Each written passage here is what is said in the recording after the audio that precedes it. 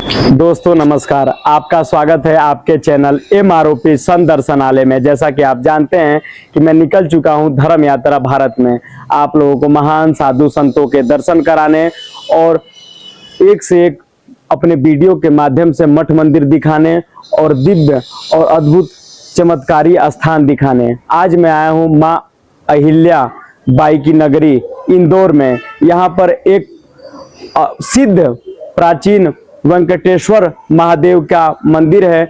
आइए इस मंदिर का दर्शन भी करेंगे और यहाँ के जो महंत हैं उनसे इस मंदिर के विषय में कुछ जानकारी भी प्राप्त करेंगे। आइए दोस्तों।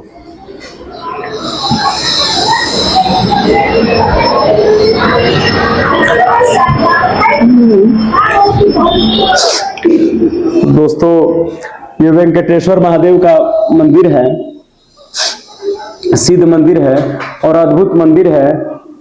और यहाँ पर शिव परिवार भी हैं, कार्तिकेय जी, गणेश जी, लक्ष्मी जी, और यहाँ पर भगवान हनुमान जी का भी एक प्रतिमा है। मैं कहूँगा कैमरामैन से कि अंदर आकर वो अच्छे से दिखाएं। मैं कहूँगा कि शिवलिंग का भी दर्शन कराएं।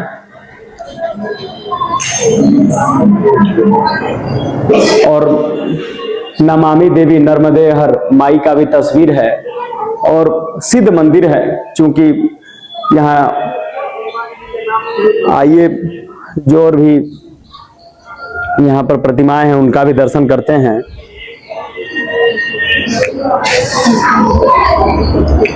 यहाँ पर पत्थर ही पत्थर रखा गया है। पत्थर की प्राचीनता या फिर पत्थर के विषय में यहाँ के जो महंत हैं उनसे कुछ जानकारी प्राप्त करेंगे।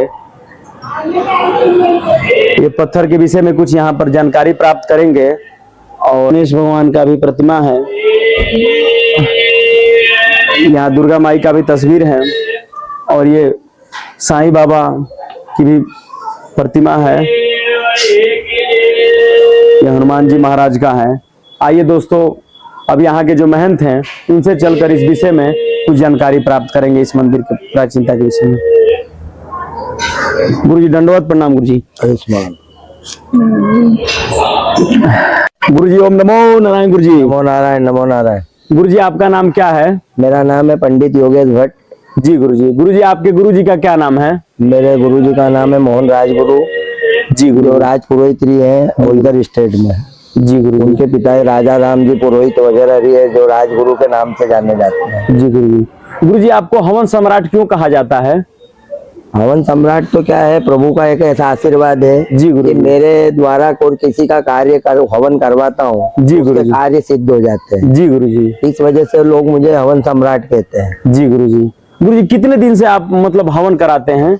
मुझे लगभग हवन कराते हुए मेरी आयु है 52 वर्ष। जी गुरु जी। और मैंने जब से होश संभाला है लगभग 15-16 साल की उम्र से मैं पूजा पाठ के कर्म में लगा हुआ हूँ। जी गुरु जी। और विगत 27 से 28 साल इस मंदिर पे मुझे सेवारत हुए। जी गुरु जी। और उनमें कई प्रकार की मैंने नर्मदा का मुझे अति स्मृत और इष्ट मेरे शिव जी है। जी गुरु जी। और मैं जिनका आराधना करता हूँ वो मेरे राम है। जी गुरु जी। आराधना क्या होता है, इष्ट और आराध्य में बहुत फर्क पड़ता है। इष्ट वो होता है जिसके द्वारा हमारी साधना सिद्ध होती है। जी गुरु जी, है ना। और आराध्य जिससे हमारा प्रेम लगा रहता है, उसे आराध्य बोला है। जी गुरु जी। और यहाँ जो आपने दर्शन करे हैं अंदर जो शिव जी का स्थान है, जी गुरु जी, ये भी एक अनुपम स्थान है। जी इसलिए कि कुछ सालों पहले 27 वर्ष पहले किसी शख्स के यहाँ पर किसी को स्वप्न आया था यहाँ। जी गुरु जी। कि यहाँ पर हमें स्थापित किया जाए। जी गुरु। तो उन लोगों ने यहाँ पर योजना बनाई कि छोटा सा एक मंदिर का निर्माण करें। जी गुरु। और भगवान शिव जी की प्रतिमा स्थापित करें। जी गुरु। और उन लोगों ने क्या है कि वो यहाँ से यात्रा पे गए नर्मदा जी। जी गुरु जी। वहाँ नर्मदा माई के स्थान पर गए, वहाँ ओंकार जी के स्थान पर जाए, देखा तो उन्होंने स्नान करा तो एक शिवलिंग उनके हाथ में स्नान करते हुए हाथ में आ गया। जी गुरु जी। तो वो स्नान करते शिवलिंग देखा उन्होंने, क्या ये शिवलिंग अच्छा है कह के उन्होंने शिवलिंग को लेकर के यहाँ पर लेके आए, फिर स्थापित ना हुई। जी गुरु। और स्थापित होने के बाद में लोगों के काम सिद्ध हुए। जी गुरु जी। आज भी लोग यहाँ आते मेरे कने, दिल्ली, मुंबई, राजस्थान, उदयपुर, जयपुर से कई लोग आते हैं यहाँ दर्शन करने, क्योंकि वो लोग मान्यता है कि उनका मन वो बोलते हमारा काम सिद्ध होता है। जी गुरुजी। ऐसे ही हनुमान जी की जब से मूर्ति स्थापित हुई है तब से लेके आज तक मैं ही चोला चढ़ाता हूँ। जी। अगर मैं यहाँ से बाहर जाता हूँ, मैं क्या श्रीमद् भागवत का रसपान भी करवाता हूँ। जी गुरुजी। अभी कुछ समय पहले मैं अभी राधा अष्टमी से लेके अनंत चतुर्दशी तक मैं नंदगांव बरसाना में रिया। जी गुरुजी। श्रीमद् भागवत करी, उसके बाद पितृ भागवत यहाँ चली है, सप्ताह पारायण जो पितरों के निमित्त से की जाती है। उसके बाद ये श्रीमद् देवी भागवत हो रही है माँ नवरात्रि का उत्सव में। तो ऐसे कई कार्यक्रम होते हैं। यहाँ मूर्ति स्थापित है, ये शीतला माता जी की जो मूर्ति छोटी छोटी यहाँ मूर्ति स्थापित है मंदिर में, ये भी नर्मदा जी से आई है। जी गुरुजी। वहां से वो लोग निकाल के लाए, ऐसा नहीं कि कहीं से भी उठा के बिठा लेंगे। जो शिव जी का परिवार है, किसी बंदे ने यहाँ बिठाया, वो गणेश जी का जो स्थान बना है यहाँ पर बहुत साल पहले एक पीपल का वृक्ष हुआ करता था। उसमें क्या गणपति जी की मूर्ति निकली जुड़वा, वो किसी भक्त को दिखा यहाँ पे गणेश जी है पीपल में, तो उनने मेरे से बोला, बोले गणेश जी है। मैंने कहा मेरे को विश्वास नहीं हुआ, मैंने देखा कि हाँ यार गणेश जी है। फिर वो दिन था मकर संक्रांति के दिन चतुर्थी आई थी, मकर संक्रांति के दिन बड़ी चतुर्थी थी, उसमें उस दिन उनका पहला चोला चढ़ा गणपति का। तब से लेके करीबन विगत 10 साल तक वो स्थापित रही है। फिर आप समझते हो झाड़ पौधे हैं, दीमक लग जाती, लोगों ने जल चढ़ाना चालू करा तो झाड़ भी खत्म हो गया, गणपति जी भी चलेगी अपने धाम, और वो रिक्तता उनके नाम की थी, उनको वहां स्थापित करना पड़ा, तो वही है गणपति जी की मूर्ति बनी। इसी प्रकार ये साईं बाबा तो किसी भक्त ने अपनी तरफ से स्थापित करे, उनकी श्रद्धा जुड़ी है, किसी की श्रद्धा में अपन ठेस नहीं पहुंचाते हैं। उसके बाद में भेरू जी, हमारे यहाँ कुआं है, यहाँ उस कुएं में से खदान हुई थी तो भेरू जी का एकदम एक पिंड निकला, उसको भी यहाँ पे स्थापित करा। उसके बाद में आप लोगों ने यह दर्शन करे ही है। और यहाँ जैसी मान्यता कहते हैं कि अगर आपने हनुमान जी या भोलेनाथ के अगर श्रद्धा भाव से अगर आपने बोला तो 101% आपका काम सिद्ध होगा। गुरुजी, जो यहाँ पर वेंकटेश्वर महादेव का जो शिवलिंग है गुरुजी, उसके बारे में कुछ विस्तार से बताइए। देखो, वेंकटेश्वर महादेव का तात्पर्य होता है कि भगवान विष्णु का नाम वेंकटेश है। जी, ये हम लोग जानते हैं। जी गुरु। स्वर जब लगता है, जब शिव जुड़ता है, तो ये वो मिलाप है जहाँ विष्णु और शिव का मिलाप है। जहाँ भगवान स्वयं विष्णु ने भगवान की जब यहाँ उनकी उपासना करी, तो उन्होंने एक उपासना करी थी, उसमें सहस्त्र कमल चढ़ाने का मन में संकल्प लिया था। जैसे शिव महिम में स्त्रोत आता है, उसमें बोलते हैं सहस्त्र कमल बलि माधायो। जी गुरु। तो 1000 कमल चढ़ाने का भगवान का मन में संकल्प था विष्णु का।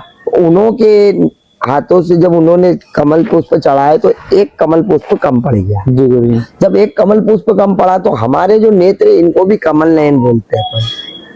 ये कमल नयन भगवान ने अपने नेत्रों को निकालने की चाह रखी कि भगवान को मैं अर्पण करूं, क्योंकि बोलते हैं कि पूजा अगर आरंभ है तो त्रुटि नहीं है, और त्रुटि होगी तो पूजा नहीं लगेगी। उन्होंने झट से अपना नेत्र निकालना, तब भगवान ने स्वयं उनको दर्शन दिए शिव जी ने, और उनको बोला कि जब जब भी होगा तो तुम्हारा नाम और मेरा नाम जहाँ जुड़ेगा वो स्थान ऑटोमेटिक सिद्ध होगा। आप पूरे हिंदुस्तान में घूम जाना, आपको वेंकटेश बालाजी के मंदिर तो मिलेंगे, हर जगह घूम जाओ, पर वेंकटेश्वर महादेव का मंदिर अगर मिलेगा तो आप ढूंढ के बताना, आपको यही मिलेगा। जी गुरु। इनका नामांकन भी स्वयं इनने मेरे से करवाया, क्योंकि इस कॉलोनी को शायद वेंकटेश नगर के नाम से जाना जाता। कुछ समय पहले यहाँ पर क्या है, कुछ बनना नहीं था, मंदिर कहीं और बनना था। बालक स्वामी जी थे यहाँ के, वेंकटेश पाठशाला छतरी बाग के, उनकी श्रद्धा थी कि यहाँ मंदिर बने। यहाँ की समिति वगैरह थी इनकी, उन समिति के माध्यम से उन लोगों ने बोला कि मंदिर तो बनेगा, पर समिति वाले लोग बोलते हैं बालक स्वामी जी को कि साहब हम करता धरता हम बनेंगे जी, आप सिर्फ मठाधीश रहेंगे। तो उनका मन फट गया। इसी प्रकार वो गए विद्या पैलेस में, वहाँ एक पद्मावती वेंकटेश देव स्थान बना हुआ, वेंकटेश मंदिर के नाम। उनको वहाँ कई भक्तों ने सपोर्ट करा, वहाँ उन्होंने मंदिर निर्माण किया। फिर इन लोगों ने जहाँ कम्युनिटी है, जहाँ मंदिर बनना था, वहाँ कम्युनिटी हॉल बनाया। पर वो कम्युनिटी हॉल देखो, श्रापित जो जगह हो जाती है वो श्रापित हो जाती है। वहाँ उन लोगों का देखो संत का अपमान, मतलब जगह खतरनाक, वो संत का अपमान हुआ, आप लोगों ने नहीं करा। वो आज भी कम्युनिटी हॉल बना, पूरा बंजर बाग हो गया। आप चाहो तो जाके दर्शन कर लो, पूरा झाड़ हो गया है, वहाँ कोई भी नहीं, किसी को आपस में मनमुटाव हो गया। और योग से वो मंदिर यहाँ निर्माण हुआ, तो ये शिव जी का रूप हुआ। तो शिव जी का रूप हुआ तो वेंकटेश और भगवान विष्णु और शिव का तो वेंकटेश्वर महादेव होगी है, तब से लेके प्रचलन रहता है। अब देखो कॉलोनी के वक्त लोग तो आते ही आते हैं, जो आते हैं जिनको आना है, इसके अदर कोई बाहर का भी आदमी जुड़ा हुआ, कुछ लोग आप जैसे भक्त मेरे से जुड़े हुए हैं, तो वो लोग भी मेरे से मिलने आते हैं, तो भगवान के करने आते हैं। मैं उनसे एक ही बात बोलता हूँ कि मेरे आगे एप्लीकेशन मत लगाओ, एप्लीकेशन लगाओ उनको लगाओ, जी वो आपका काम सिद्ध करेंगे।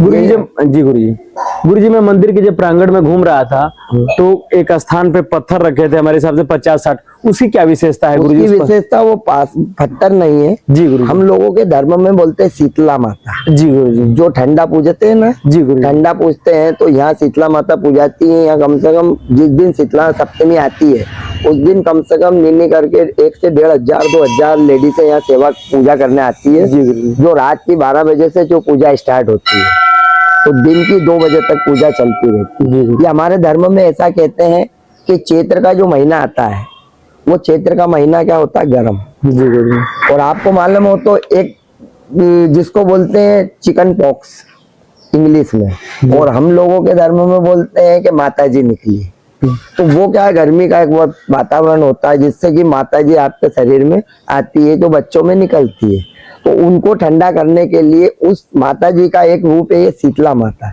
ये ठंडी हुई, तो इनको क्या जल चढ़ाया जाता है, इनके आगे दीपक नहीं लगता है। पर योग की बात है कि ये जो शीतला माता यहाँ बैठी विराजमान हमारे यहाँ, ये भी नर्मदा जी से चल के आई जी गुरु जी, नर्मदा जी से इकट्ठे करते गए लेते गए यहाँ स्थापित हुई।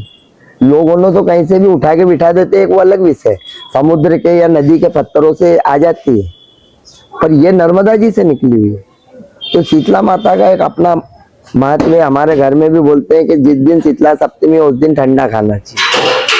गुरु जी जैसे कॉलोनी के लोग बता रहे थे कि आप बहुत मतलब भागवत कथा भी कहते हैं गुरु जी, और भागवत जब कथा कहते हैं गुरु जी, भागवत सुनने का क्या पुण्य मिलता है और भागवत कथा कब से आप कह रहे हैं गुरु जी? देखो मुझे भागवत करते हुए लगभग मेरी आयु के हिसाब से मुझसे तो 27 वर्ष हो गए। कुछ समय होता है कि जैसे तबीयत खराब होना या नहीं कर पाना, कुछ व्यवस्थाएं नहीं होना पाना, क्योंकि भक्तों के बगैर भगवान भी अधूरा है और अर्थ बगैर दुनिया में सब व्यर्थ है।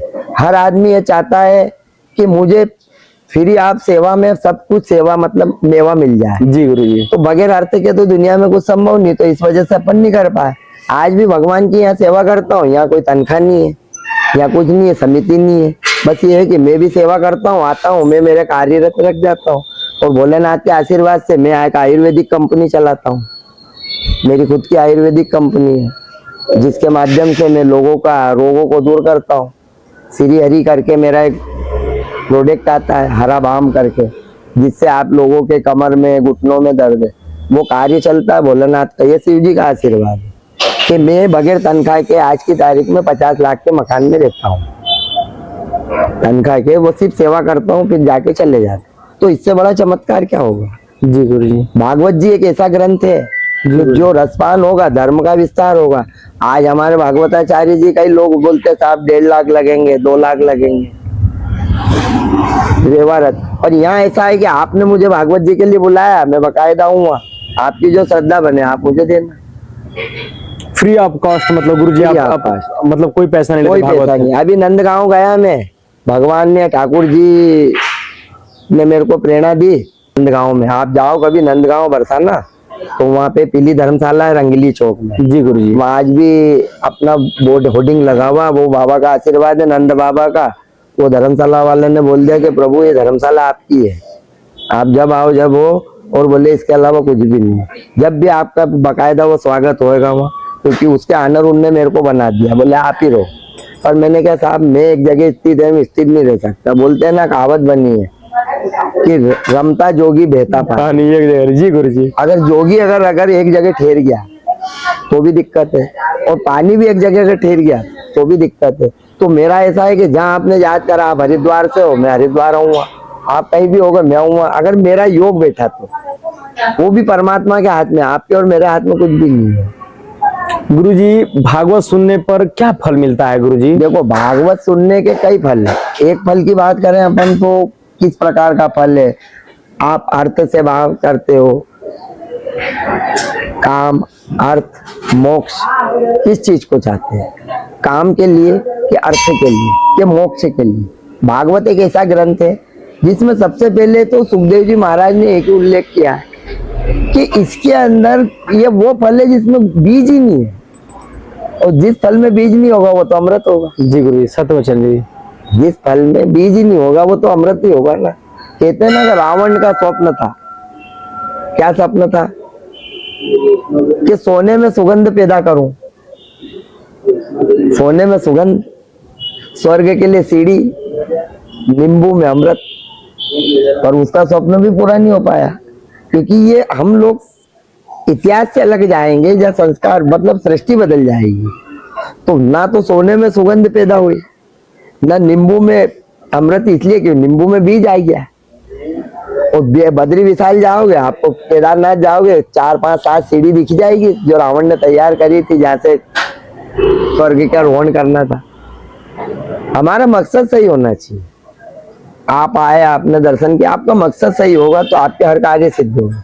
आपका मतलब अगर आपका मकसद अगर गलत है, सिर्फ अर्थ से आप रखते हो, तो मकसद सिद्ध नहीं होगा। परमात्मा आपकी व्यवस्था खुद लेके चलता। हम सोचते हैं ना कि मैं किसी कार्य को कर रहा हूँ, हम किसी कार्य को नहीं कर रहे, करवाने वाला वो है।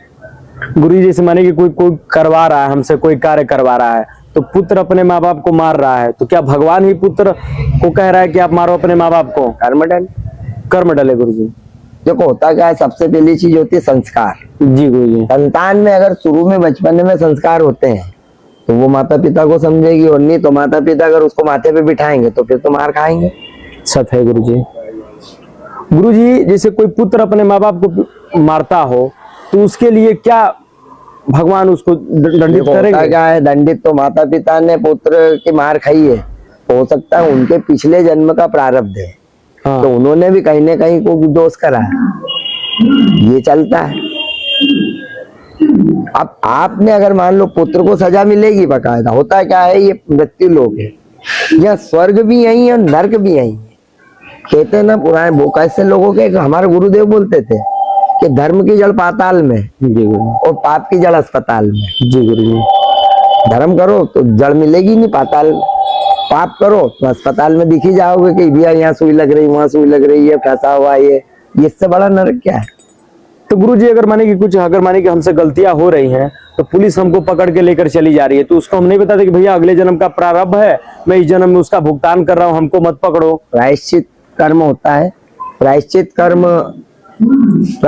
कर्म क्या होता है जी? प्रायश्चित कर्म ये होता है कि हमारे द्वारा किया हुआ कर्म हम उसके लिए प्रायश्चित करें कि मेरे से कोई गलती हुई है। कानून क्यों बना है? कानून इसलिए बना है कि भैया आपको दंड तो मिलेगा, पर आप उसके बाद सुधर जाओ। अब परमात्मा भी आपको दंड दे रही है, पर आप समझने को राजी नहीं हो कि मैं कहाँ ठोकर खा रहा हूँ, कहाँ मेरे से दिक्कतें आ रही है। अगर वो समझ लोगे तो आप सही मार्ग पे आएगी। जी गुरु जी। गुरु जी, माया क्या है? माया में लोग क्यों पड़ जाते हैं? देखो, माया एक ऐसा विषय है कि भगवान भी माया से अलग नहीं हो पाए, तो हम लोगों की तो कोई ताकत नहीं है। भगवान ने मोहिनी रूप लिया, भगवान विष्णु ने, तो शिव जी उस माया में पड़ गए। और भगवान ने बोला भी था कि प्रभु आप मत पढ़ो। मोहिनी जो भगवान ने अवतार लिया कौन था? जो अमृत कलश उन असुरों से लिया था। जी गुरु जी। तो उन्होंने रूप बोला, भगवान ने, शिव जी ने बोला कि प्रभु मैं वो रूप देखना चाहता हूँ। भगवान ने अपना रूप बताया, भगवान उससे मोहित हो गए। जब उस वीर का स्खलन हुआ, उसी से तो आज ये रतन जेवरात वगैरह, सोना चांदी, ये कहाँ से आया? ये भगवान का वीर है, उस तेज है, ये उसमें समा गया। उससे हम लोग स्वर्ण वगैरह की खदानें हो गई। हम माया के जगत, माया से बचने का एक ही उपाय है, मायापति को पकड़ लो, माया से बच जाओगे। अब माया को क्यों पकड़ो? मायापति को पकड़ लो। वो बोलता है ना, मैं जिसका होता हूँ उसका सबसे पहले सब छीनता हूँ, जब जाके मैं उसका होता हूँ। और तू अगर मेरे कहने आया है तो मांगने आया है तो लेके चले जा। यहाँ आनंद नहीं मिलेगा, आनंद तो मेरे करने मिलेगा जब तू मुझसे जुड़ेगा। मजा लेने के लिए तू ले जा मुझसे, वस्तुता कुछ भी सामग्री लग रही है, मकान चाहिए, दुकान चाहिए, धन चाहिए, दौलत चाहिए, पोते चाहिए, पोती चाहिए, सब ले जा। पर अगर मैं आनंद की बात करेगा तो सबसे पहले तो तू नील होएगा, तेरे को कुछ करने कुछ भी नहीं होना चाहिए, तब जाके ही मैं मिलूंगा, और मैं मिलूंगा तो आनंद मिल गया, और आनंद मिल गया तो जीवन। मन को संतुष्ट कैसे रख सकते हैं गुरुजी? मन को संतुष्ट इसलिए किया जाता है, जो प्राप्त है वही पर्याप्त है।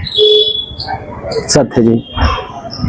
हमको जो प्राप्त होता है वही पर्याप्त समझ के संतुष्ट करे, और प्रभु के भजन कीर्तन में आनंद ले। जीवन क्षण भंगुर है, लोग कल की चिंता करते हैं और पल का भरोसा नहीं रहता। सत्य गुरुजी, सत्य वचन। जी गुरुजी, धन दौलत जोड़ता है क्या मतलब है? जी गुरुजी, हम धर्म में अर्थ लगाने का वास्तव में ये है कि हम धर्म में अर्थ अगर लगाएंगे तो अर्थ बढ़ेगा, और धर्म में अगर अर्थ को नहीं लगाएंगे तो फिर डॉक्टर होके करने भला करेगा आदमी। वहाँ लाखों लगाता है, मैं यहाँ कह दूं कि यहाँ धार्मिक आयोजन हो रहा है, मैं बोलूँगा साहब मुझे 5,000 की जरूरत है तो नहीं देगा, इमरजेंसी में 5,50,000 रुपए डॉक्टर क्या लगा देगा। यहाँ सोच सोच के दान करता है, और वहाँ बगैर सोचे काम होता है। गुरुजी, कॉलोनी वाले के हिसाब से लोग कहते हैं कि आप नर्मदा माई की यात्रा भी किए गुरुजी, तो गुरुजी वो यात्रा कैसी रही गुरुजी आपकी? नहीं, मैं नर्मदा माई की यात्रा यूं करता हूँ, बाकी अब मेरी नर्मदा माई की जो यात्रा होगी जी वो होगी सीधे अमरकंटक से लेके खंबात की खाड़ी तक। जो नर्मदा एकमात्र नदी है नर्मदा माई जिसकी परिक्रमा होती है, बाकी कोई नदी की परिक्रमा नहीं होती। जी गुरुजी, तो भगवान शिव का पसीना है, मेखल कुमारी है, और इस तट के जितने क्षेत्र में जितने भी बड़े बड़े संत महात्मा ऋषि मुनि जिसका तप है, ना तो वो हिमालय पे मिल पाएंगे आपको, वो मिलेंगे इन्हीं तटों पे। महेंद्राचल पर्वत, विंध्याचल पर्वत श्रृंखला वगैरह में आप उनको देख लो। जदाग्नि ऋषि जिनके परशुराम जी का आज भी वहाँ चैतन्य है, जदमाग्नि से जाना पाओ कुटी है, आप जाओ वहाँ दर्शन करो, देखोगे आप आज भी जूना चैतन्य है।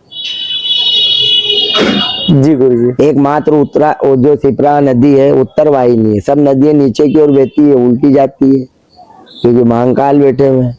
उत्तर वाहिनी है, इसको मोक्षदायिनी बोलते हैं, ये स्वयं मोक्ष देती। भगवान राम ने भी उनके उत्तर कार्य को करने के लिए पिता के रामचंद्र जी ने दशरथ जी के लिए रामघाट पे आए तो रामघाट नाम पड़ा। मतलब हम उस पावन नगरी में, माँ अहिल्या की ये जो नगरी है ना, ये कोई हल्की नगरी नहीं। यहाँ ऐसा कहते हैं कि जो यहाँ आता है उसके सब हो जाते हैं, वो सबका हो जाता है, उसका आशीर्वाद है शिव का।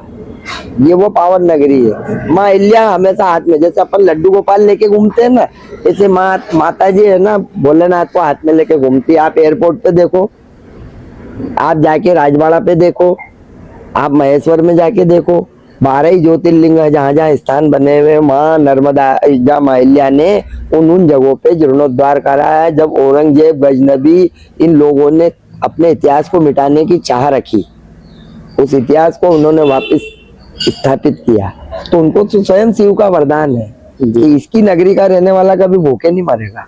अच्छा, इंदौर। हाँ, इंदौर में इनका मतलब क्या होता है? इन मतलब अंदर, डोर मतलब दरवाजा होता है। जो इस दरवाजे में घुसता है वो साला निकलता ही नहीं है यहाँ से। एक बार कोई बाहर का आदमी अगर यहाँ 10 दिन, 15 दिन, महीने, 2 महीने रह लेता तो वो सोचता है मैं तो यही रहूं, यहाँ से कहीं नहीं जाऊं, क्योंकि यहाँ की परंपराएं हैं, यहाँ पे लोगों ने प्रेम भाव है आपस में। भले यूं लड़ लेंगे, झगड़ लेंगे, बाकी प्रेमता पूरी है। मैं दूसरे प्रांतों में जाता हूँ, वहाँ की व्यवस्थाएं देखी, वहाँ सिवाय आदमी की गर्दन काटने के कुछ नहीं होता है। पर हम लोगों ने, आपने मुझे याद करा है तो मैं पटाख से चले जाऊंगा आपके करने, भैया क्या कहा, भले मैं मेरे दूसरे कार्य को छोड़ दूंगा, पर पहले आपसे मिलूंगा कि भैया समस्या क्या है। ये सबसे बड़ी हम लोगों की उपलब्धता है। गुरुजी, पाप पुण्य में क्या अंतर है? देखो, पाप और पुण्य की परिभाषा में आदमी का मन, अगर जिसका मन दुखाओगे तो वो सबसे बड़ा पाप, और जिसका मन संतुष्ट करोगे तो सबसे बड़ा पुण्य। आज तक तो किसी का मन संतुष्ट हुआ नहीं गुरुजी। देखो, मन से संतुष्ट नहीं, आप मेरे करने आए, आप मेरे साथ संतुष्ट हुए, मैंने आपसे अच्छी बातें करी, प्रेम भाव से रिया मैं आपसे, आपको अच्छा लगा, पंडित जी बहुत अच्छे हैं, आपके मन में श्रद्धा हुई, ये मेरा पुण्य। मैंने आपको गाली बक दी, चलेगी, आप गाली बकी, आप निकल गए यहाँ से, वो पाप, क्योंकि आप कोसते हुए जाओगे, भगवान सोचेगा साले इसका अपमान करा इसने। कौन सा जीव है किस जीव के अंदर परमात्मा निवास नहीं करता? बस जीव को समझना है कि स्वयं की खोज तो पहले करे, फिर परमात्मा की खोज करेगा। पूरी स्वयं की खोज कैसे कर सकते हैं? देखो, स्वयं की खोज करने के लिए, स्वयं के लिए हमको ध्यान में जाना, योग करना, सबसे पहले ब्रह्म मुहूर्त क्या होता है? आज लोगों जनरेशन में पहुंच गए, हम वो जनरेशन में है कि जहाँ की संतानें हमारे यहाँ की रात की 3 बजे सोती है और दिन की 2 बजे उठती है। सत्य गुरु जी। तो वहां क्या होगा? स्थिति खतरनाक है। हमारे यहाँ ब्रह्म मुहूर्त 4 से 5 बजे भी उठेगा बच्चा तो भी अच्छा, 6 बजे उठेगा तो भी अच्छा, 7 बजे उठेगा तो भी अच्छा, गिरी से गिरी हालत में 8 बजे उठेगा, चलो ठीक है। पर ब्रह्म मुहूर्त, ब्रह्म जब मुहूर्त होता है, देवता जब गमन करने निकलते हैं, वो उस काल में निकलते हैं जिस काल में आप लोग सोए रहते हो। वो देने निकलते, हम सोए रहते हैं, वो निकल जाते हैं। वही ऋषि मुनि तपस्वी संत महात्मा वो लोग जगते हैं, उनको मिलता है। ये दूर संचार के माध्यम है, मोबाइल की दुनिया है, ये क्या है? ये बाद में हम लोगों के चमत्कार है। हम पहले आध्यात्म में आंख बंद करके देख लेते थे कि फलाना शिष्य आ रहा है, जा रहा है, या जो भी हो रहा है उसको भविष्यवाणी कर। आप मेरे कन्या आए, मैंने आंख मूंद करके देखा, मैंने कहा हाँ भैया ये तेरी तकलीफ है, तेरे को ये उपाय कर, तो उसके काम सिद्ध हो जाते थे। अब ना तो संत बचा है। अब मैं अपने आप का उदाहरण, मैं भी इतना ध्यान नहीं लगा पाता क्योंकि मैं क्या गृहस्थी में तो उलझ गया। गृहस्थी देखो, जीवन गृहस्थी में हर आदमी, परमात्मा क्या बोलते हैं कि सबसे बड़ा सन्यास क्या है? सबसे बड़ा सन्यास होता है गृहस्थ जीवन। जिस आदमी ने गृहस्थ जीवन को सही तय करा 50 की उम्र के बाद में, वो बोलेगा कि अब मैं सन्यास की ओर अग्रसर हूं। कब? जब वो अपनी पूरे जो कार्य उसको सौंपित किया गया है कि परमात्मा ने कि तू तेरी पत्नी, तेरे बच्चे, इनका देख रेख कर, इनके ब्याह शादी कर, इनको इनके मार्ग पे रख, और उसके बाद तू फिर मेरे भजन कीर्तन में जागो। वो यूं भी नहीं बोल रहा है कि आपके द्वारा भी किसी प्रकार की तपस्या किया गया है? देखो, तपस्या तो हर दिन आप भी करते हो। कौन आदमी ऐसा है जो तप नहीं कर रहा है?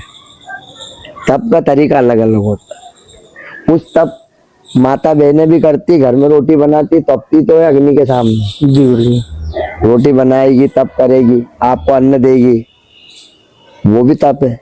और एक तप वो होता है जिससे हम बोलते हैं ज्ञान, जो परमात्मा में लीन करने के लिए हम 2 मिनट किसी को बोल देते हैं कि भैया 10 मिनट तो आंख मूंद करके बैठ जा, आंख मूंद करके बैठ जा, तो वो क्या करता है? 5 मिनट भी नहीं होते और आंखें खोल लेता है। ये स्थिति होती है।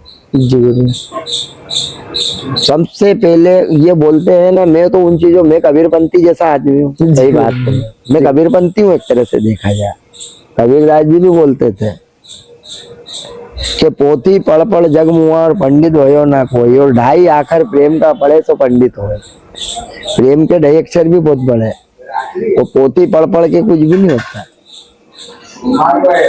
तो सत्यता यह है कि हम उन चीजों को स्वीकार करें। गुरुजी आप गुरुकुल में अध्ययन किए हैं, गुरुकुल में पढ़ाई की है गुरुजी? मैंने गुरुकुल में पढ़ाई करी, वेंकटेश पाठशाला है छतरी बाग में या इंदौर में। वहाँ लगभग मैं 5 वर्ष तक रिया। फिर हमारे एक शास्त्री गुरु, क्योंकि आपने गुरु की परिभाषा मुझसे पूछी कि आपके गुरु कौन है, तो जिस मार्ग पे मैं आपसे जो ध्यान की, योग की और आप लोगों के प्रेम की बात कर रहा हूँ, वो मेरे गुरु वही है जिनका मैंने आपको परिचय दिया। और जो शास्त्री जो एक सी किताब का ज्ञान देता है वो गुरु नहीं कहलाता है। जो स्वयं की पहचान करा दे वही गुरु है। आपकी पहचान स्वयं वो कराए वो गुरु है, ना कि आपको विद्या अध्ययन कराने वाला या यज्ञोपवीत संस्कार कराने वाला गुरु नहीं है। नहीं तो पहला गुरु तो माता पिता ही होते हैं। कितने गुरु हुए थे इनके? दत्तात्रेय के 22। दत्तात्रेय भगवान 22 गुरु। 22। उन्होंने हर जगह गुरु की उसमें कौन सा गुरु नहीं दिया उनका? जहां उनको ज्ञान मिला वो गुरु। बोलते ना, लोग कहते हैं कि साहब एक ही गुरु होना चाहिए, झूठी बात है। काय के लिए? जहां ज्ञान मिलेगा सब गुरु है। और जहां आपका प्रेम अटूट हो उसका नाम उजागर कर दो। आपका प्रेम, मेरा प्रेम आपसे अटूट है कि हाँ इनने मुझे अच्छा ज्ञान दिया, तो मैं आपका नाम बोलूंगा। नहीं तो गुरु तो बहुत सारे और हर दिन गुरु मिलता है, ये भी बात है। आपने मुझे ज्ञान दिया, आप मेरे गुरु, ये मिले मेरे को, ये गुरु। ऐसा कौन सा दिन नहीं जो आपको गुरु नहीं मिल रहा?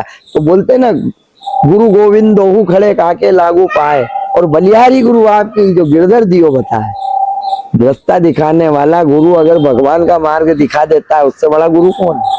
कि गुरु परमा स्वयं एक ही है, शिव सत्य है, वो सुंदर है, शिव आपके विद्यमान है, ये सेंटर बिंदु आपका, ये शिव का स्थान है, इसको चैतन्य करो, आपकी सब मनोकामना पूरी होगी। माथे पे टीकी लगाने का रीजन रहता है कि इसे बांधना पड़ता है, नहीं तो खुल जाता है। जब तीसरा नेत्र शिव का खुलता है तो प्रलय आता है, और प्रलय कैसे आने लगी आजकल? उल्टे सीधे। वो रूस और यूक्रेन का युद्ध अभी समाप्ति नहीं हो रही है, इतने वर्ष हो गए, आपस में अगजनी हो रही, क्या है ये? शिव का नेत्र है तीसरा, पर ये जलजला ऐसे थमेगा नहीं, धीरे धीरे धीरे हम क्या है, कलयुग के अंदर जाते जा रही है, अराजकता इतनी फैल गई है। गुरुजी, पत्नी का पति के प्रति क्या दायित्व बनता है? ओ, पत्नी वही जो पिया मन भाई है। जी गुरुजी। मतलब कैसे कि आप, मैंने बोल दिया उसने करा, भगवान राम जैसा तो मिल नहीं सकता, क्योंकि वो एक पत्नी धारे थे, और सीता जी जैसी कोई सतीत्व रिया नहीं। तो आज के कलयुग में तो हम पत्नी को क्या ज्ञान देंगे कि सही साथ भोजन समय पे मिल जाए, व्यवस्थाएं, घर की व्यवस्थाएं मिल जाए, प्रेम से बात कर ले, यही सबसे बड़ा उसका दायित्व है। और पति का भी यही दायित्व है कि प्रेम से पत्नी के साथ रहे, उसको थोड़ा घुमा फिरा दे, उसको खिला पिला दे, उसको वस्त्र दिला दे, यही दायित्व भी है। इसके अलावा देखो कलयुग है साहब, अगर दायित्व की बात करेंगे पत्नी के विषय में अगर हम बोलने जाएंगे तो वो नाराज हो गई तो मैं तो गादी से दूर जाना पड़ेगा मुझे। सत्य गुरु जी, सत्य है गुरु जी। मतलब पति का अपने पत्नी के प्रति क्या दायित्व बनता है गुरु जी? पति का पत्नी के प्रति वही दायित्व है कि अपने घर की देखरेख करे और व्यवस्थाओं को सुचारू रूप से चलाए। तो पत्नी कभी किसी से यूं नहीं बोले कि मुझे जरूरत है। आज के समय में देखो साहब, मैं तो सीधी बात बताता हूँ, ना तो पति वो रही है ना पत्नी वो रही है। पहले घूंघट की प्रथाएं होती थी, आजकल जीन्स और टी शर्ट का जमाना आ गया है। घूंघटा तो बहुत दूर की चीज है। अगर आपकी घरवाली को आपने बोल दिया कि ये वस्त्र मत धारण कर, या कोई आया है मनक आपके घर में उसके पैर पड़ ले, तो वो आपकी तरफ आंख झुकाएगी, भले घुटने तक पैर नमाएगी, उसके हाथ घुटने का यहाँ तक। पहले जब लेडी से या रहती थी ना तो वो पैर दबाती थी, सासू जी या दादी या सास के सेट से तो लगता था कि हाँ ये झुकी है। अब क्या करते हैं, जैन धर्म में क्या होता है, घुटने तक ये हाथ जोड़ रहे, ये तरीका नहीं है। सनातन धर्म है, सत्य सनातन धर्म के बराबर पूरे विश्व में कोई धर्म नहीं है। गुरुजी, बासा खाना खाने से क्या होता है गुरुजी? आज एक भक्त ने सुबह सुबह हमसे क्वेश्चन किया कमेंट बॉक्स में, गुरुजी से पूछिएगा कि बासा खाने से क्या होता है, क्या कुछ इसका भी दोष पड़ता है गुरुजी? देखो, मजबूरी अगर होगी तो अन्न है, आपको ग्रहण करना ही पड़ेगा। और अगर मजबूरी नहीं है और आपने अन्न खाया है तो कहते हैं बासी अन्न, लहसुन प्याज, मांस मटन, मदिरा पान, जितने भी नशे, बासी अन्न भी मटन के बराबर होता है। सब है, उसने ग्रहण किया, आलस्य आया, तामसी वृत्ति हुई, कामक्षा हुई, सोया रिया। अब वो स्थिति पैदा होगी तो वो अन्न खाएगा तो उसका शरीर भी ऐसा होगा, फिर रोग ग्रसित होगा। हमारे पेट में जटाग्नि है, वो अपने तंत्र को चलाती है। गर्म जाता है तो काम जल्दी कर लेता है, ठंडा जाएगा गर्म नहीं होगा ढंग से, फिर मल तैयार नहीं होगा, मल निकलेगा नहीं, गैस की प्रॉब्लम, गैस से हार्ट की प्रॉब्लम, मतलब न जाने कितनी बीमारी तैयार हो जाएगी। गुरुजी, क्या आपने साक्षात भगवान का दर्शन किया है? हाँ। कहाँ पर गुरुजी और कब किया है गुरुजी? विस्तार से बताइए गुरुजी। महाकाल में करा है मैंने, भस्म आरती में। जी गुरुजी। भगवान कैसे दिखते हैं गुरुजी? काल स्वरूप, ब्रह्मांड में जटाएं फैली, आंखें भी ऐसी दिख रही जैसे भगवान ने यशोदा माई को एक विराट स्वरूप के दर्शन कराए थे, जिसमें सब उनके उसमें समारी है। आप में पूरा जगत समारिया था और उन्होंने उनकी दिव्य दृष्टि जो दिखाई थी उसके बाद लुप्त कर दी, वो भूल गई। मैं भी कुछ भूल चुका हूँ पर कुछ याद है जो मैंने बताया। आपने पूछा आपको हुए, मेरे को हुए। तो वो दृश्य जब भी मैं अनुभूति करता हूँ मेरे को महसूस होता है कि महाकाल क्यों, कि काल के ऊपर महाकाल है। ये काल का तो युग है, युग का है काल का, कलयुग मतलब काल का युग। तब तो 12 ज्योतिर्लिंग में सबसे ज्यादा भीड़ पड़ती है तो महाकाल में पड़ती है। तो साक्षात अगर दर्शन करने आप जाओ भस्म आरती में सुबह, भले आपको अंदर नहीं घुसने देंगे, पर आप जाके जाओगे तो वातावरण में आपको मालूम पड़ जाएगा। आप यहाँ इतनी चिड़ी चिड़ी नहीं दिखेंगे जितने वहां पे तोता चिड़िया वगैरह कनकलाते हैं सुबह सुबह वहां से। जी गुरु जी। अवंतिका एक ऐसी नगरी है जो स्वर्ग से उतरी हुई है। कहाँ पर है गुरु जी अवंतिका नगरी? उज्जैन। जी गुरु जी। उज्जैन को अवंतिका बोलते हैं। जी गुरु जी। ये कब नाम पड़ गया अवंतिका से उज्जैन? ये इतिहास तो करीबन होगा लगभग 501 साल का इतिहास होगा। ये जैन तीर्थों में जैनियों ने वहां पे बहुत सारी जगह मंदिर बनाए थे,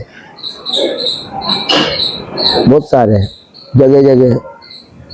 तो उस समय में जैनियों ने उसका नाम उज्जैन कर दिया, उज्जैन।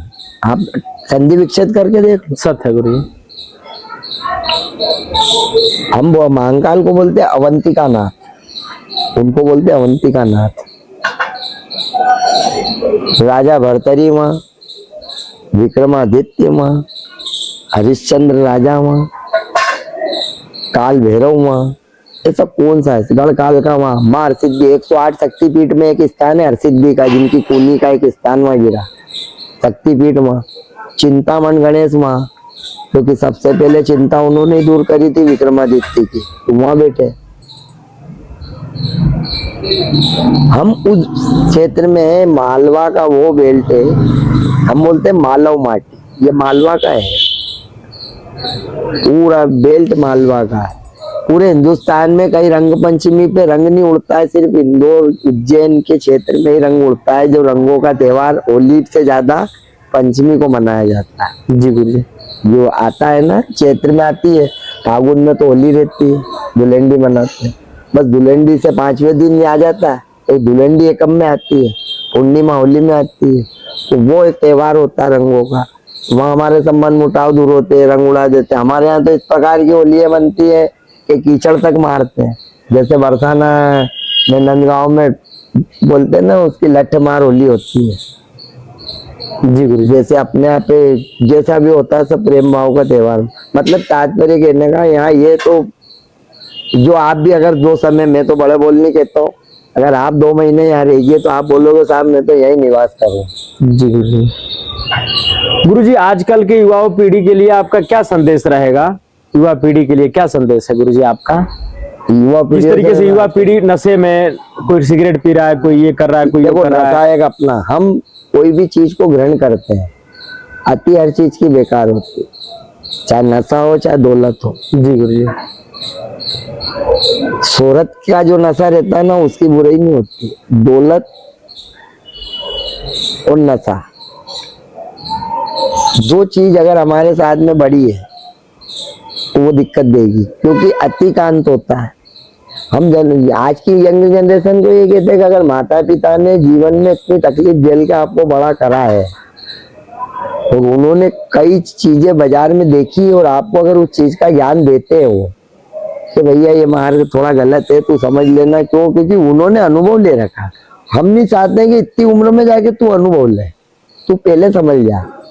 नहीं समझ ले तो ठीक है, बाकी तो परमात्मा का जो इच्छा है, जो बोलता है ना, विधि का विधान कोई नहीं टाल सकता। हरी इच्छा के बिना यहाँ पर हिल ना सके एक पत्ता। आपकी और मेरी विचारती नहीं, आपका मेरा मिलना क्या योग था, मेरे को भी नहीं मालूम कि आप आओगे। मैं मेरे दिनचर्याओं में कार्यों में लगा रहता हूँ। तो यहाँ तो ऐसा है, परमात्मा ने जिसका जहाँ बंधन कर रखा है, बोलते हैं ना कि कब किसका जन्म,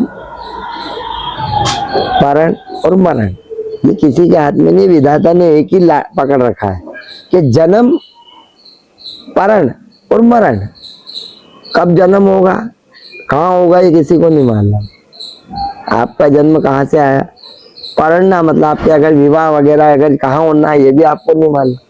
मरण आपका यहाँ होगा कि वहाँ होगा, कौन से तीर्थ में होगा। हमारी माता राम का मरण 2009 में वहाँ उत्तरकाशी में हुआ, चार धाम यात्रा पे थे, और वहाँ उत्तरकाशी में भी काशी विश्वनाथ मंदिर में हुआ, और उन्होंने मुंह से एकादशी के दिन मृत्यु मांगी, और मृत्यु मतलब वहाँ टोकन लगी, और अच्छा एकादशी थी, उन्होंने सिर्फ 4 धाम की यात्रा में एक यात्रा करी, और वहाँ पे गंगोत्री के लिए जाने लगे उत्तरकाशी में, आप फेमस है उधर। वहाँ के डॉक्टरों ने बोला हम तो तीसरे दिन दाग लगी, हम पहुंचे वहाँ इतने लेट, क्योंकि आज निकलेंगे तो वहां तक उत्तरकाशी तक जाने में। तो वो बोलते हैं आपकी माता जी तो पुण्यात्मा, लोग तो उनके बुजुर्गों को यहाँ छोड़ के जाते हैं कि उनकी मृत्यु मिले, वो मरते ही नहीं है। तो तुम्हारा को मृत्यु मिले, 50 साल पहले कोई पिट्टू था वहाँ के नेपाली, उसको मृत्यु मिली थी मंदिर में, उसके बाद आपकी माँ को मिली। तो कहते हैं ना कि मृत्यु आपके हाथ में नहीं, और परमात्मा अगर तीर्थ में ले लेता है तो उससे बड़ा पुण्य नहीं। और आज की जनरेशन से तो एक ही बात कहूँगा कि भैया हम जीवन में, भगवान भी माता पिता है, सब कुछ माता पिता के बगैर जीवन में कुछ नहीं है। यूं कहते तुमने पैदा किया हमारे लिए क्या किया, अरे भैया जन्म दिया वही सबसे बड़ी बात हो गई।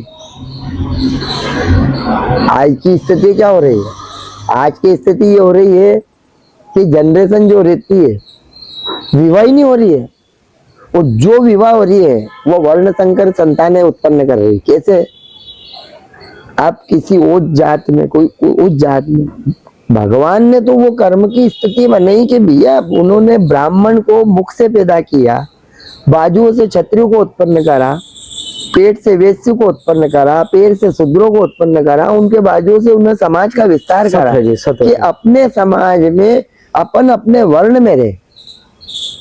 अपने कर्म छोड़ दिया आदमी, ब्राह्मण के कर्म को छोड़ रहा है, धोबी के कर्म को छोड़ रहा है, वैश्य को कर्म को छोड़ रहा है। ब्राह्मण कर रहा है चांडाल का कर्म, कोई दारू बेच रहा है तो कोई मटन बेच रहा है, शूद्र देखो तो जनेऊ धारण करके पूजा करवा रहा है। तो ये तो सब स्थिति खराब ही होना है ना गुरुजी। क्या इसी कारण प्रकृति आपदा आती है? हाँ, प्राकृतिक आपदा आएगी। कई संत महात्मा ऋषि मुनि तपस्वी बैठते हैं, लोगों ने एक बात बताओ, कौन से ऋषि मुनि कौन से बोलते हैं कि भैया आप सोने की चेनें पहनो या बड़े बड़े रुद्राक्ष पहनो, या आप दिखाओ कि हम बहुत बड़े भागवताचार्य हैं। क्या दिखाना चाहते आप? समाज को दिखाना चाहते हो कि परमात्मा को? परमात्मा को कोई लिए दीजिए नहीं आपके पहनने ओढ़ने से। क्या पहनना, साधारण वस्त्र पहने। मैंने तो उन लोगों को भी देखा है, मैं सन 1992 के सिंहस्थ से, अभी ये मेरा कौन सा सिंहस्थ था, 92, 2004, 2016 और 2028 का अब आएगा जो, और 1982 मेरा है 74 का बर्थ। मैंने वो सिंहस्थ भी देखा। कहते हैं कि सबसे बड़ी चीज होती है एक ही जीवन का मूल मंत्र है, वो हर आदमी को समझना चाहिए। गुरुजी मूल मंत्र कौन सा है? मूल मंत्र ये है कि हम कर्म प्रधान हो, सत्य का मार्ग हो, शिव की उपासना हो, चाहे कृष्ण की उपासना हो, और सबसे प्रेम करें। जब तक इस हमारे मन से नफरत की भावनाएं नहीं निकलेगी, जब तक प्रेम नहीं होगा, जब तक काम नहीं होगा। ये सत्यता है। गुरुजी आने वाले भविष्य में इस तरीके से लोग दूसरा धर्म अपना रहे हैं, जैसे कोई बौद्ध धर्म अपना रहा है, कोई जैन धर्म अपना रहा है, कोई धर्म निरंकारी अपना रहा है, तो क्या गुरुजी आने वाले समय में सनातन धर्म का सर्वनाश हो जाएगा? नहीं होगा। सनातन धर्म को कोई मिटा नहीं सकता है। आने वाला समय हम पूरा भारत विश्व गुरु होगा, विश्व का गुरु होगा, हमारे ज्ञान के द्वारा पूरे विश्व में कम होगा।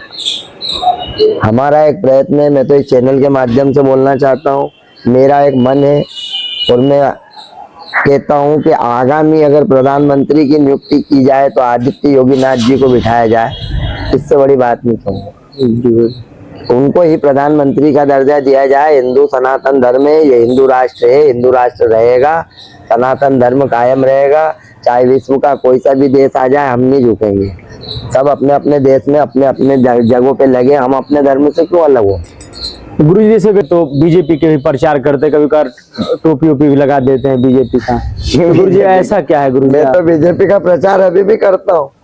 भारतीय मैं पार्टी से न कुछ नहीं है जी, ना मैं बीजेपी का पक्षधर हूँ, ना कांग्रेस का पक्षधर। जी गुरुजी, मैं पक्षधर हूँ परमात्मा सनातन धर्म का, जो सनातन धर्म के साथ होगा मैं उसके साथ होऊंगा। जी गुरुजी।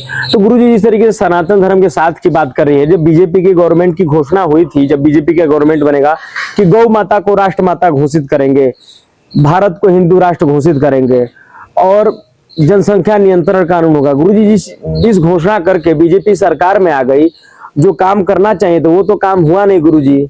अब होगा ना गुरुजी, तारीख बता दीजिए। तारीख जब जिस दिन आप योगीनाथ जी को प्रधानमंत्री बना दोगे, आपके सब चीजें सामने आ जाएगी। तो गुरुजी इसी तरीके से तो आप लोग बोले थे कि मोदी जी को बना मोदी जी नहीं है, मोदी जी देखो, मोदी जी में और योगी जी में जमीन आसमान का अंतर है। जी। आप पूर्व और पश्चिम को मिलाओगे तो असंभव है। आप, हाँ ये मैं आप बात कहता हूँ माँ भगवती के सामने कि जिस दिन योगी जी बन गए प्रधानमंत्री, उसके 5 साल में पूरे देश का क्या पूरे विश्व का कायाकल्प होगा। गोरखनाथ की पीठ है वो, वहां से जो आदेश निकलता है ना, तो योगीनाथ जी भी नहीं टाल सकते। और वो योगीनाथ कौन है? गोरखनाथ, ये हमारे आद्यस्वर शिव और शक्ति का मिलन, वो बहुत बड़ी चीज है। मोदी जी का तो यूं भी कार्यकाल पूर्ण हो रहा है। अब हम लोगों के बीच में, हम सनातनी है, हम लोगों को सोचना है कि उनको बिठाना है तो योगी जी को बिठाना है। चाहे झंडा उठेगा तो भगवा ही उठेगा, इसके अलावा तो कोई झंडा नहीं उठेगा। तिरंगा साइड में आएगा, तिरंगा है, हम मान्य करेंगे, पर भगवा तो भगवा ही रहेगा। गुरुजी इस टाइम जैसे इस टाइम नवरात्रे में I love Mahadev, I love Mohammad के प्रति जो ये सब जो दंगा फसाद हो रहा है, इस पर आप क्या कहना चाहेंगे गुरुजी? आई लव महादेव। जी गुरुजी। तो हर हर महादेव बोलो ना, आई लव महादेव। हम तो महादेव से यूं ही प्यार करते, लव बोलेंगे तो भी प्यार है जी। और मोहम्मद साहब कौन थे? मोहम्मद साहब ने तो स्वयं शिव की उपासना करी है। जी गुरु, इसका कोई प्रमाण गुरुजी? प्रमाण है जी गुरु। अगर होएगा तो आपके चैनल के माध्यम से प्रमाण पहुंचा दूंगा मैं आपके कन। जी गुरु। हिमालय पे जाके मोहम्मद साहब प्रभु यीशु ने तक ने तपस्या करी हिमालय पे। ये है कौन? ये शिव के तो अंश है, शिव के अंश है। ये कोई शिव को तो कोई पहचान ही नहीं सकता है ना, कि शिव तो स्वरूप में ही नहीं, वो तो निरंकार है। आप जैसा उसको मानोगे वैसा वो मिलेगा। निरंकारी को कोई आकार की जरूरत नहीं। शिव आप में भी है, मेरे में भी है, बाकी कोई पहचानता और कोई नहीं पहचानता, वो निकल जाता है उसके करने से। फिर कोई बिरला संत होगा, उसके करने बैठा है और उनको दुनिया से कोई मतलब नहीं। आप आओ तो ठीक, नहीं आओ तो ठीक, उनको कोई फर्क नहीं पड़ता। गुरुजी जैसे आप बता रहे थे कि आपके पास कोई ऐसी जड़ी बूटी की दवा है, कि कौन कौन सी दवा है गुरुजी, कौन कौन सा रोग का उसमें निवारण हो जाता है गुरुजी, उसको बताइए गुरुजी कुछ। देखो साहब, मैं जड़ी बूटी पे तो एक कंपनी है हरिद्वार की, एक मिशन है। जी गुरुजी। उनका एक मिशन है कि स्वदेशी अपनाओ और सबको बरोबर कर दो। उनका एक मिशन है स्वदेशी प्रोडक्ट। वो लोग बोलते हैं गुड मॉर्निंग से लेके गुड नाइट तक, मतलब सुबह से लेके रात तक हमारा करना सब चीज है। बोलते हैं ना, कहावत बनी है कि महंगा रहो एक बार और सस्ता रहो बार बार।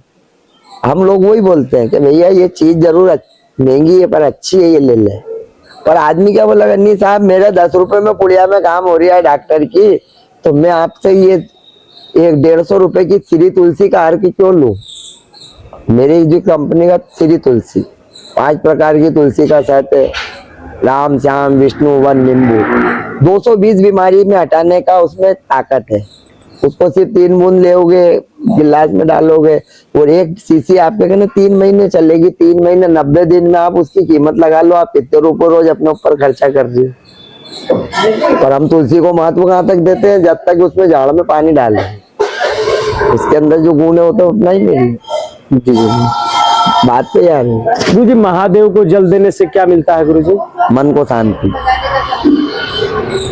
अगर उसके बावजूद भी मन शांत न हो रहा हो, घर में कलेश हो रहा हो, तो थोड़े समय बाहर घूमो जाके, एकांत में, प्राकृतिक में, छोड़ जाओ घर को। ये जो पति पत्नी जो आपस में झगड़ा करते हैं, उनके लिए आपका क्या संदेश रहेगा गुरु जी?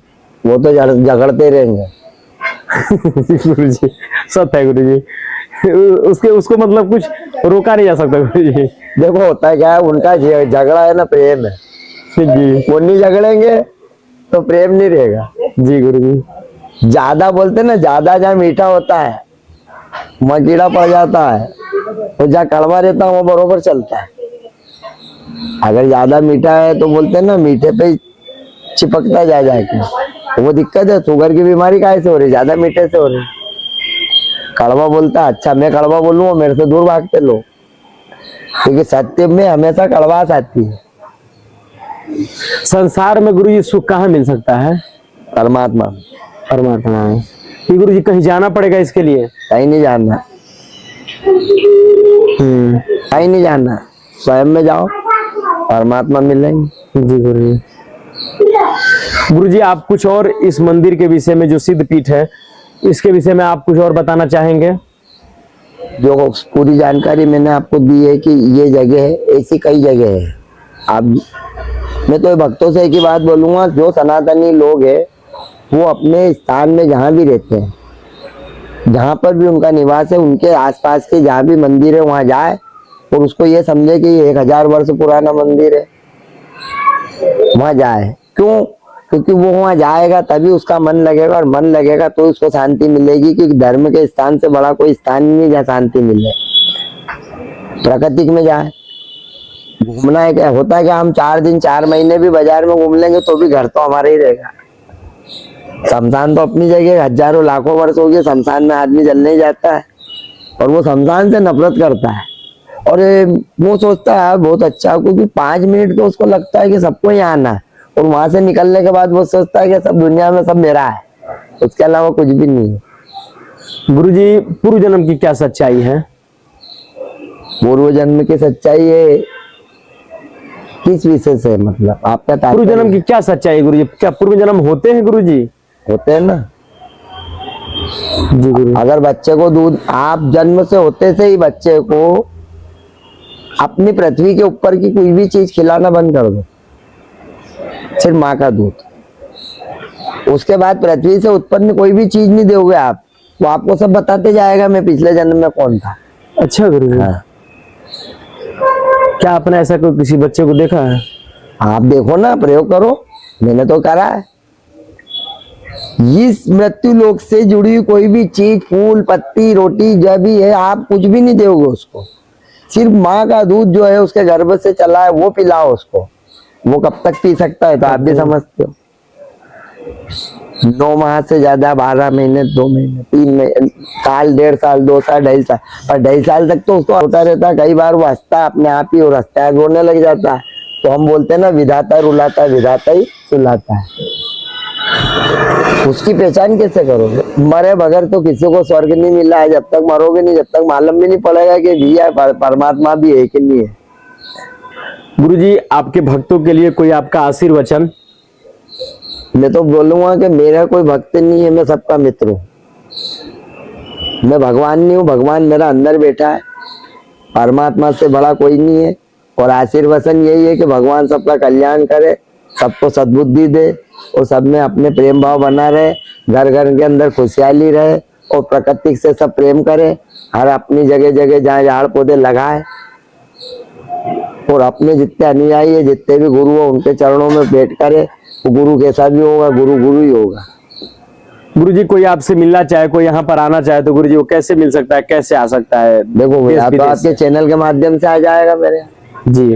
अगर आप चलाओगे वो मिलना, उससे मुझसे मिलेगा। और नहीं तो मेरा आईडी गूगल पे चलता है, श्री हरि ज्योतिष्य के नाम से है। जी गुरुजी। श्री हरि ज्योतिष परामर्श केंद्र, तो गूगल दिल्ली से है, वो गूगल पे जाके सर्च करेगा, उसे लोकेशन मिलेगी। गुरुजी द्वारा ज्योतिष का भी कार्य किया जाता है, कुंडली उंडली भी बनाते हैं, और हवन पूजन के ये सम्राट हैं, क्योंकि इनको पूरा इंदौर हवन सम्राट के नाम से ये प्रसिद्ध हैं। और गुरुजी कथावाचक भी हैं, भागवत राम कथा ये भी करते हैं गुरुजी। गुरुजी अपना कीमती समय देने के लिए बहुत बहुत धन्यवाद गुरुजी। दंडवत। श्री हरि आयुष्मान।